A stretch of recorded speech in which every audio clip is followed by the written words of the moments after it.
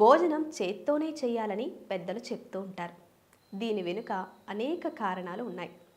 చేతులు శుభ్రంగా లేవని, చేత్తో తింటే జబ్బుల పాలు అవ్వాల్సి వస్తుందని చెప్పి స్పూన్లతో తినడం అలవాటు చేసుకున్నారు. అసలు భోజనాన్ని చేత్తో ఎందుకు తినాలి? చేత్తో తినడం వలన కలిగే ప్రయోజనాలేంటో ఇప్పుడు తెలుసుకుందాం. చేతులతో భోజనం కలుపుకొని తినడం వలన శరీరానికి బలం చేకూరుతుంది. అంతేకాదు, కొన్ని మిలియన్ల నరాలు మెదడుకు వేగంగా సిగ్నల్స్ను పంపుతాయి. ఆహారాన్ని చేతులతో తాకగానే భోజనం చేయబోతున్నాం అనే సంకేతాన్ని మెదడుకు పంపుతుంది. తద్వారా జీర్ణ రసాలు ఉత్పత్తి అవుతాయి.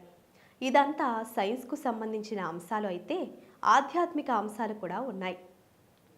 పురాణాల పరంగా చేతిలోని ఒక్కొక్క వేలు ఒక్కొక్క తత్వాన్ని కలిగి ఉంటుంది.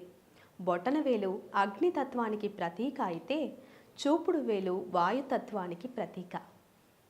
మధ్య వేలు ఆకాశానికి, ఉంగరం వేలు భూమికి, చిటికిన వేలు జలతత్వానికి ప్రతీకగా నిలుస్తాయి. 5 వేళ్ల స్పర్శ ఆహారానికి తగిలినప్పుడు మనలోని జీవశక్తి ఉత్తేజితమవుతుంది.